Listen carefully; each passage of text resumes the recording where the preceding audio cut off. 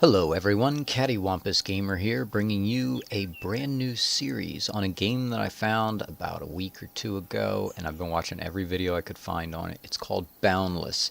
It's an early development game, and I'll go ahead and start it and talk while I'm going.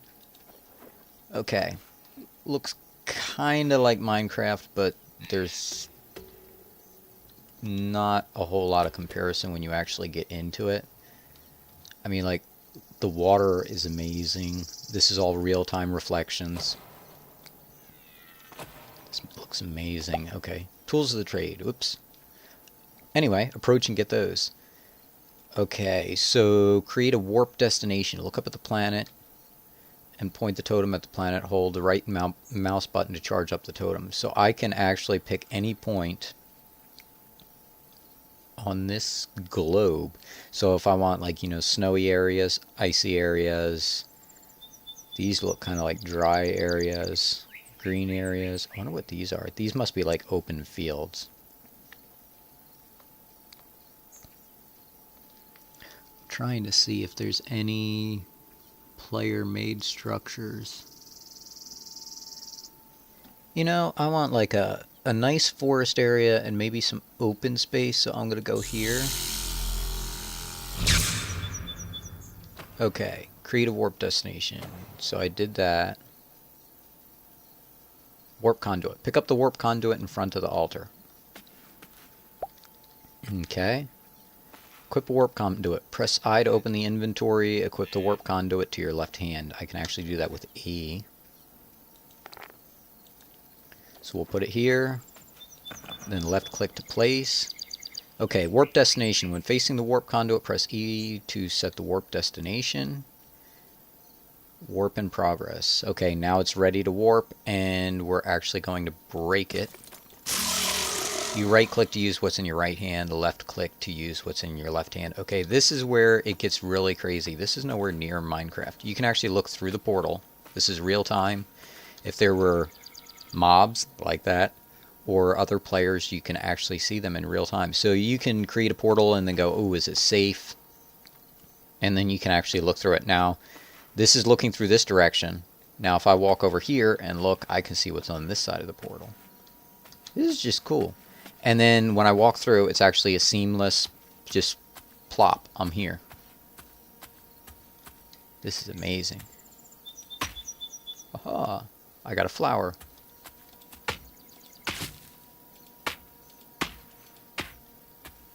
And this is cool because this game is a MMO, so it's a massive multiplayer online game.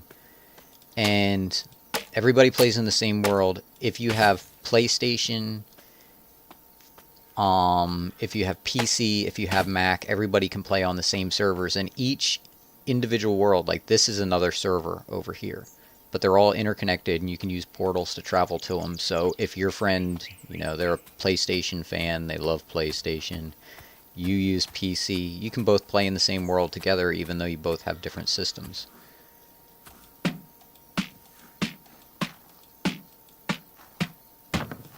And I'm just going to go ahead and start collecting some wood. I've been watching every video I could find on this game, and I'm really loving it. It's still early development, so it's going to have some bugs. Everything's not final. They're changing stuff around. Oh, that's one of the things. Oh, I got sap. The thing is, it's a massive multiplayer online, and most games I've played like that, you have to have, like, subscriptions, and, you know, like, if you want to have your own place where people can't mess with stuff, you got to pay, like, you know, a monthly fee and blah, blah, blah, blah, blah. But with this, you actually earn basically like claim blocks based on how many skills you have, because you can see up in the top left-hand corner as I'm mining, I'm actually getting XP. So even though technically I'm mining wood, I'm still getting mining because it's like kind of like harvesting, I guess. And you get, if I open up my inventory, you can see right here, 0 out of 1 land plots. You can actually get land plots, and you can set permissions. You know, like, I have one friend who's like a really awesome builder. He builds all this cool stuff. I can allow him to build on my property, but like nobody else. And There's like so much stuff in this game. You can build like little blocks that you place down, and they're like stores, so I can sell items. I don't have to be around. It's just somebody can walk up to my store and be like, "Ooh, yeah, I want to buy that item from you," and they pay gold and they get the item, and later on I come and collect the gold. But anyway, so with claiming territories, the way this game works, and I saw a lot of people who weren't understanding this when they were doing their videos, and they're like, I'm getting griefed, I'm getting griefed. But what happens is anything outside of a claimed area, after nobody's been there for, I think it's like 8 hours, the world actually resets those chunks, which is great because like I've been on Minecraft servers before, and you gotta walk like 2,000 blocks in order to find a tree, because nobody replants trees. They just decimate the spawn area, and then they mess up the game for everybody else. So with this, trees constantly respawn, ores constantly respawn, the world constantly respawns, but stuff inside claimed areas is fine. So if you do get this game and you're playing in early development, it should be the same in final release. But if you're playing early development and you're going, oh, I don't like this game because somebody griefed me, you haven't been griefed. It's just outside of a claimed area, and the game itself is what is griefing you.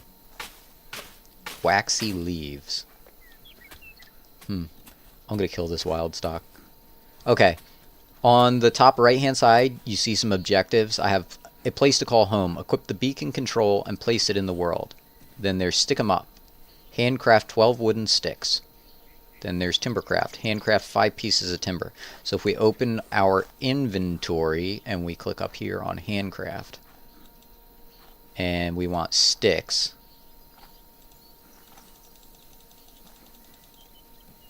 and I'm not sure how many I'm crafting. Okay, and then we want wood timber,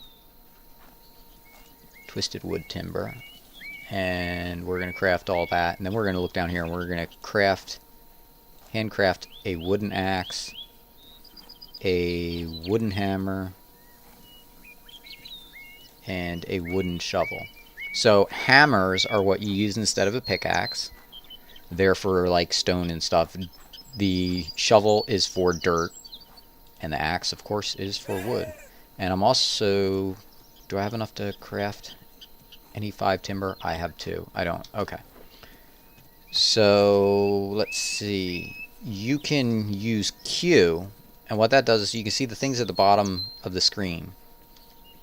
When I do that, they open up. So if I hold that, and if I want to change what's in my left hand, I hold down the left mouse button and I go whatever direction I want to hot swap. If I want to change what's in the right hand, I can do the same thing. If I want to change what's in both hands at the same time, you just hold down both mouse buttons and do that. So it makes it easy to swap items out. So what I want to do is, I want the axe in my left hand, I want the hammer in my right hand, I want this, and I'm going to move the axe over here. So here we go. So now we got this, and this should make chopping down trees a lot easier. Yeah.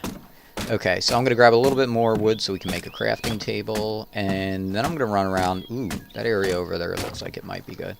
Because I'm the kind of person, like, I like having trees nearby, but I also like open space. But I would also... what's this? 1 flower. I also do want to find a cave, because what I want to do is, since the ores and stuff regenerate, and they regenerate randomly, they don't come back in the exact same spot, because otherwise people would find, like, ooh, a giant, whatever deposit. Ooh, fibrous plant. They would find an area that has, like, one really good dense resource, and then, like, they'd claim all around it, and then leave that outside so that it would regenerate. Inky plant. I think you use this for making some sort of dyes. I mean, look at this water. That is amazing. And the soundtrack in this game, oh my word, the soundtrack is amazing. I love the soundtrack. Okay, we got snowy mountains over there. I want to find a cave, because what I want to do is I want to build right next to a cave, because the cave will regenerate the ores inside of it, so anytime I want to go mining, I can just run and Grab that. Okay, I wanted... Oh, okay. There we go. Oops. Okay, apparently I cannot harvest ice with this hammer. I want to find a cave so I can set up a house. Ooh, sliding around on the ice. What is this? Mud. Okay, I'll collect some mud. Oh, one of the other nice features about the game is, like, with one of the things I hate about Minecraft is the inventory size, you know. I just gotta be blunt. So right here there are... Ooh, hey, here's somebody's house. I do not want to mess with anything too near his house, because I'm gonna be nice and considerate to people. See, the nice thing is, like, you know, if I mine this tree and it's outside his area, it'll regrow, so I'm not really gonna permanently damage anything, you know, because when he logs off for the night, and it'll regenerate.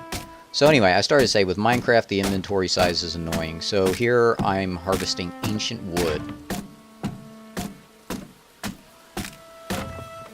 And then over here, there's several different types, so this actually works out perfect for my... what I want to show you. Okay, lustrous wood trunk. Okay, so right now I've got 2 types of wood. Run over here, grab some of this twisted wood trunk. Okay, so now I'm gonna have 3 different types of wood in my inventory, and in Minecraft, you know, your inventory starts getting really full really fast. But with Boundless, okay, I open up my inventory, and you can see I have twisted wood smart stack, or twisted wood trunk smart stack. If I right click on this, I have all 3 different types of wood in one smart stack. So the same thing will happen for your ores. Your tools can do it too. So you can have like 9 different tools in the same slot. You can have 9 different types of wood in the same slot. You can have different types of building blocks all in the same slot.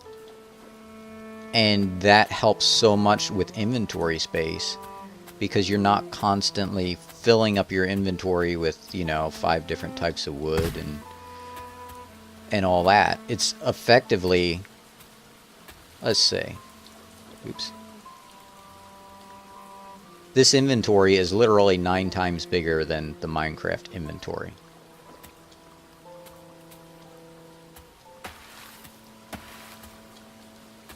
This is just cool. And you can hear the soundtrack now. It's really soft. And that rain, the rain sounds amazing. This game, like the graphics on it, I'm just blown away. And the fact that it runs so good on my computer just amazes me. Here's somebody else's house. That looks like another house over there. Okay, and so what they did was beacons are what keep your plot from getting messed with. You can see this is red. I can't mess with this because it's protected. And he can actually lock his house, or he can leave his door open so I can come in and wander around and stuff like that. See, his workbench is locked. This is locked. His furnace is locked. This is actually a multi-block structure. Here's his beacon block. If I place this down, or he placed this down, or if I place one down, whatever, it's an 8x8x8 cube. And as you level up, you can add on more and more area to your protected space. And he can set it, you know, so people can walk in and look around his house, you know, if he's built something really cool. Or he can just set it, you know, lock his doors and be like, nobody can come in. So look, there's somebody over there too. But what they did, ooh, this guy's got a portal. What they did was, they made it so that you have to power your beacon. They just added that in recently. And I'm not sure what it costs to power. They've said it's not that bad to power it. And you can power it for like up to 6 months. And what that does is, after the 6 months, if you haven't logged on in that 6 months, you're probably not going to play anyway. And your beacon will just disappear, and then the world will eventually regenerate your the chunks where your house was built. They'll also send you an email saying, hey, you know, your beacon's getting ready to fall. You know, if you still want to play the game, you should probably log in and power it up again, which 6 months is, you know, if you're gone for more than 6 months, you're probably done playing the game. But the reason they did that, Nemes Nibeli, I found something. So the reason they did that was because, you know, people buy a game, they play it for a week or two, and then they never show up again. And then you got all these abandoned structures, and, you know, eventually after you get a few thousand people playing and a few 100,000 people playing and just quitting the game, then you end up with all these rundown buildings all over the place. So I like the fact that... Ooh, I was hoping that was a cave. I like the fact that they do that with the beacons, because then inactive people aren't cluttering up the landscape. I wanted to find a cave and build a beacon. But I guess in this episode we covered basic controls and a little bit about the game. I'm excited. Definitely ask questions if you have questions. The people on the forums are very active. The devs are very active. There's another house over there. I've been reading stuff on the forums. I haven't joined on the forums yet. I really want to. But it's the developers, they read about, you know, what you're saying about the game. They try and improve it. And they're really active. This game gets updated every week. How do you get into this house? Did he seriously, like, build himself in? I think he did right here. Maybe he can't make doors yet. Or maybe he's got like an underground entrance. But the water, like, you would think this would slow my computer down, but it actually doesn't. Okay. We're going to sprint over here. I really... Yeah, see, and then you can swim around. And down at the bottom, there's a little blue bar. I'm not sure if that's stamina or survival points or whatever, because you can go to planets where there's, like, you know, really hot environments. Ooh, that mountain looks cool. But anyway, in here, you know, you'll mine different ores, you'll build stuff, you'll find blocks. Each planet has, like, its own different set of blocks. So if you want a particular blocks for a project, you're going to have to either A, travel to another planet to get them, or B, trade with someone who has been to that other planet. Which is interesting because it's got its own... Whoa, somebody's got a nice house up there. It has its own economy, and everything in the game is made by players. Okay, so there's no, oh, go to our website and buy, you know, this great set of armor and tools that make you way better than everybody else, you know, because, oh, there's a spitter, it's a hostile mob.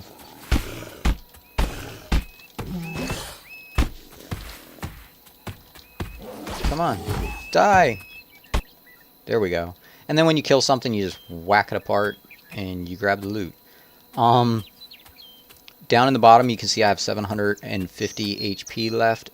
In this game, you don't have to worry, or at least right now, you don't have to worry. That's somebody's house up there. You don't have to worry about eating, which is a good thing. But when you eat, you regain health. And that's how you regain health.